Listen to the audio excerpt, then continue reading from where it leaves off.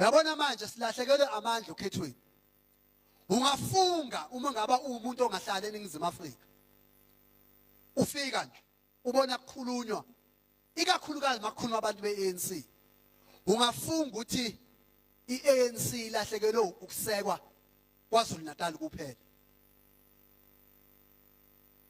Ma umuntu onganakile. Ungacabanga ukuthi iANC njengebiluza amandla yakwakawazi ukuphathizwe kuphela. Inkinga nje ukuthi ilahlekelwe amandla kwaZulu Natal. Kodwa iqiniso ukuthi iANC yaqalekela ukulahlekelwa amandla nokusekelwa kahle abantu baseNingizimu Afrika ngo-2009. While it was growing kwaZulu Natal, kodwa iANC yayilahlekelwa amandla kuzo zonke izifundazwe ezisishiyagalombili zaseNingizimu Afrika. Ngo-2009 iANC yalahlekelwa amandla kuzo zonke izifundazwe zaseNingizimu Afrika ngaphandle kwaZulu Natal. Ngo-2014 kwenzeka the same. Ngo-2016 yaqala iANC nakwaZulu Natal alahlekelwa amandla.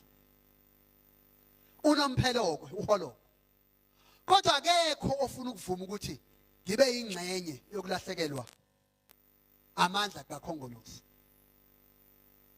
Abanye ungaze uphika ukuthi abakaze baye enkantolo babuke kushisa ikipa.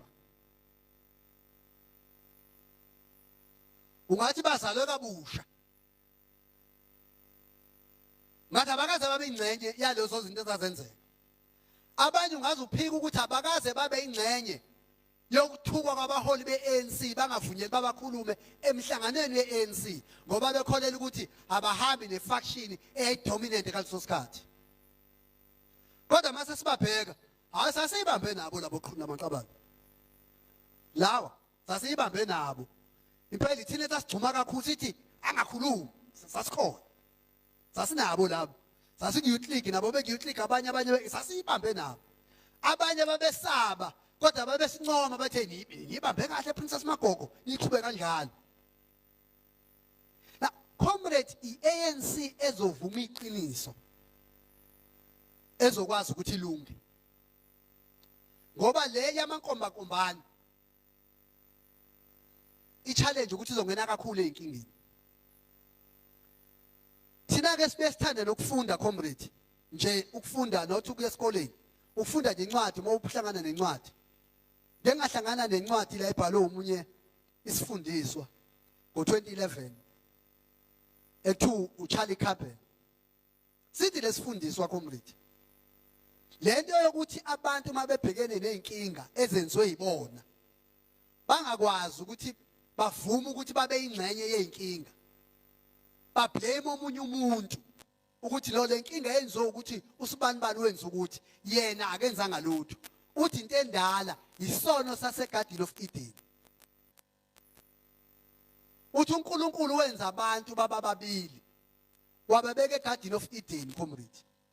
Wabaqamba wathi uAdam lo wathi uEva lo. Wabashayela umthetho eGarden of Eden. Mase sebephule umthetho kaNkulunkulu. uNkulunkulu esefike esethi Adam kuphi na? Uphuleleni umthetho wami. Wathi uAdam hayi inkosi akumina. Ngilutho lo nkosikazi onginikele uEva. uEva mayibuzwa wathi hawu akumina. Hawu ile nyoka. Kodwa uthi lo mbhali bonke babewazi umthetho kaNkulunkulu. Bawuphula bewazi. Mase kuyaqhubeka lo mbhali. Uthi kusukela lapho azange aphinde umuntu emhlabeni ayithathe responsibility for his or her own actions. Abanye abantu. Uthi sizathu ke leso sesiba namuhla. Sisebenze. Safarishe ingoba sasukela ekutheni singayithatha responsibility. Umase aqhubeke athi kodwa okuyiqiniso limsulwa ukuthi blame games never work. Uthi ukukhomba khombana akusebenzi. Akusilethi isixazululo. Uyaqhubeka athi umuntu ngobuhlakani bakhe nobuhlakani amnikwe umdali. Ngiyacabanga bibi inako ukuba ikholwa lensizwa. Uthi sebezuza okuningi abantu. Ungasho kwezobuchwepheshe entweni eziningi sebekuzusile. Futhi abantu sebefundiswe ngokuningi emhlabeni. Kodwa kukodwa abantu abangakakufundiswa kahle ubuphukuphuku babo. Bokuyikhatha bona, bokuyirobha bona to deceive themselves. Abakafundisa ubuphukuphuku babo to deceive themselves. Amesaqhubeke athi abahola abaqotho babonakala ezikhathini ezikhethekileyo, ezikhathini ezinzima. Ngoba umholo oqotho ezikhathini ezinzima nezikhathi ezikhethekileyo uyilapho khona umholo oqotho ekwazi ukuthatha iresponsibility, athatha iblame. Amese aqote insizwa athi lensizwa uGeneral Robert E. Lee uthi lensizwa ngo-1863 kwakunempi lapho impi yakhe yenza ukuthi aluze amasosha amaningi. Uthi kwathi makwenzeka lokho umholi wempi uGeneral eluza amasosha amaningi wathi mayibuzwa ukuthi waluze kanjani amasosha amaningi kangaka, wenze kanjani ukuthi uhlulwe yimpi, umpendulo yakhe yokuqala wathi it is my fault. It is my fault. Zangathi no, they didn't pray.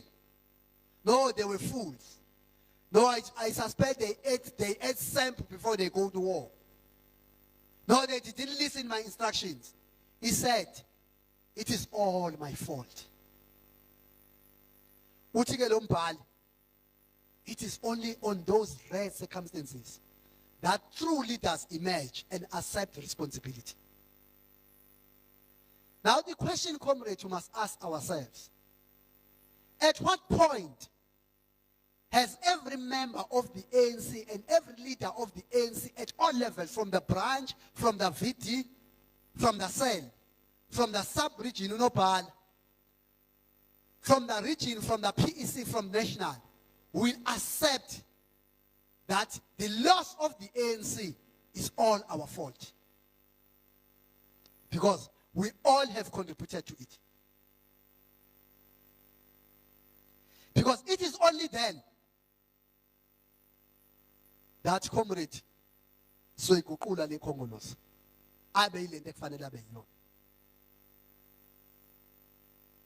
Ithini ke, comrade, ifault yokuqala esibhekene nayo esibe icontributile kuyo sonke ukuthi ukhongolose mayifonyishwa, comrade, ngo-1912 abasunguli be-African National Congress bathi, comrade, i-ANC into ebanga ukuthi ihlulwe ukuthi abantu bakeNingizimu Afrika, ama-Afrika ikakhulukazi, ayelwa based on tribal lines. Ngikanitshena ke, comrade, even namanje yabona manje besihamba, comrade, senze assessment size kabina, ngiyakhumbula thina magaba sihlala kwi-PEC, into yokuqala ubani ngeniqaphele ngisho statement zethu angantshela uMagebe uhlala ku-PEC, asikaze nangelilodwa ilanga, comrade, kwi-PEC sithi siluza ama-elections ngoba unational wenze 1 2 3. Sithi siluza ama-elections ngoba thina siyi-PEC sicabanga ukuthi kufanele kukhona kwa abasikwenze kangcono, ngoba angithi ama-elections abe ma-national elections kodwa there were 14 KZN, and in KZN you know who are the leaders in KZN is this PEC. Then the PEC ayikwazi ukugxeka i-VD ngoba leya VD i-responsibility yayo, i-branch i-responsibility yayo, i-region i-responsibility yayo in the entire province. Then futhi iqala igxekeze yona kuqala ukuthi because thina siyi-PC, we have lost elections. We must take responsibility for losing elections in KZN. That's what you need to do. Then it thenceforth says, uSiphethihle masefika la benomthetho, funa bathathe responsibility of losing elections in the 11th district. Do ibona abalidayo la. Unobhala kaDukuza funa thathe responsibility ne-SRC yakhe okuluza ama-elections kwaDukuza. Wena ke branch, wena branch, wena Thubelihle wase-Ward 10, thathe responsibility okuluza e-Ward 10. Ngoba to prove ukuthi lento engisho correct, akasukume kusukuma comment ase-Ward 20, sukume ngenyawo, Ward 20. Ward 20 kwaDukuza. Yabona comrade, i-ANC comrade national ithole 40%. National. Meaning NEC lost the country for 40%. In National Executive Committee, Elito Babu Ramaphosa, Nobabu Mbalula, lost the country for 40%. They must take that responsibility. Today we are taking our own responsibility, Slotuma, of losing the province to 17%. But to prove the comrade here in his ward has won.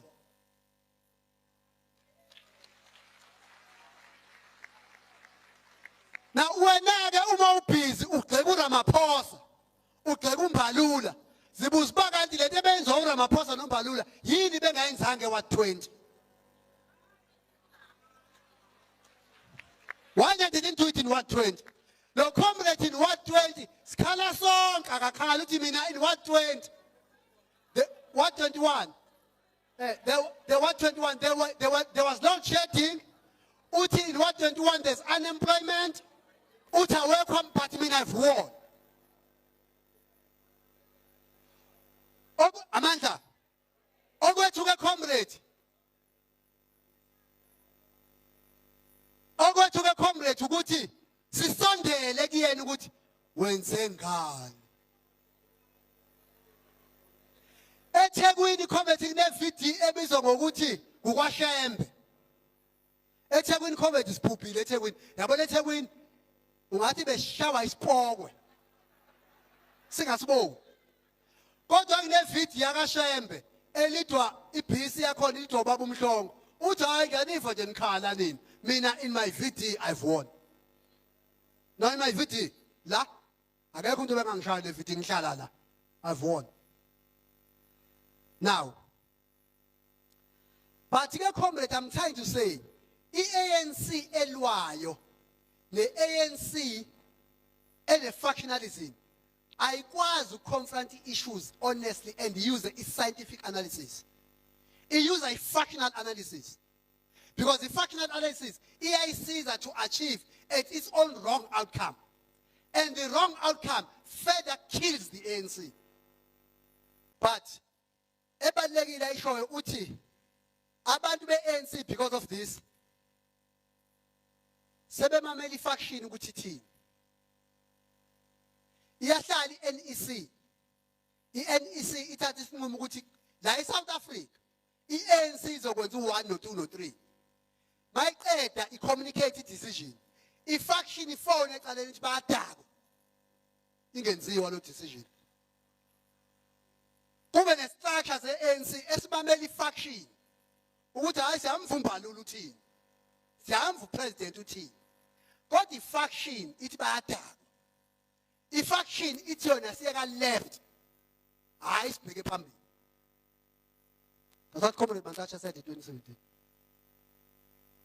Upresident in the last NEC he went at length on how it is wrong for ANC leaders to jump. Yabona abantu be-ANC community ngendlela ababehave ngayo ngathi uba kuthiwa bawo driver bangenza ingozi every day emgaqweni.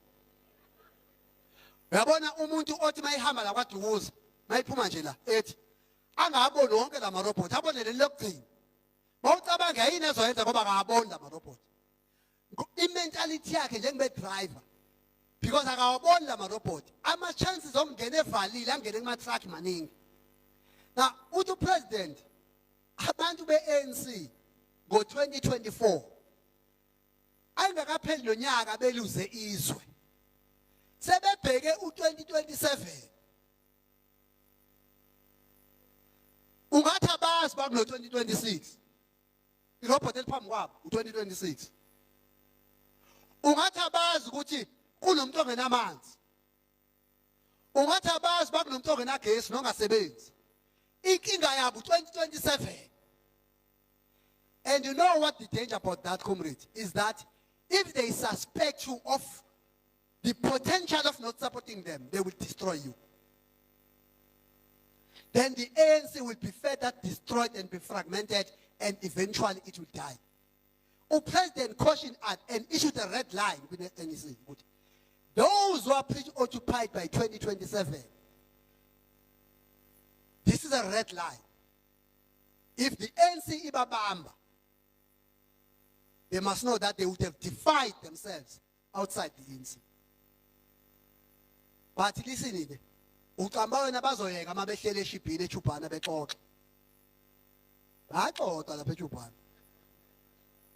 Comrades, I'm very excited. Our organization is enthused. When President launched, many comrades called. When we finished our meeting, when we launched it here, Comrade Fabian Pesan, comrades were very happy that now we see the direction. Comrades, we are going to build the ANC. It's going to be strong and we will come back. And we will have to take certain decisions about certain provinces to build them. It's not disbandment. In actual terms of Kriti province. It's not disbandment. Ukwi provinces funu uqiniswa niyavuma. Yazi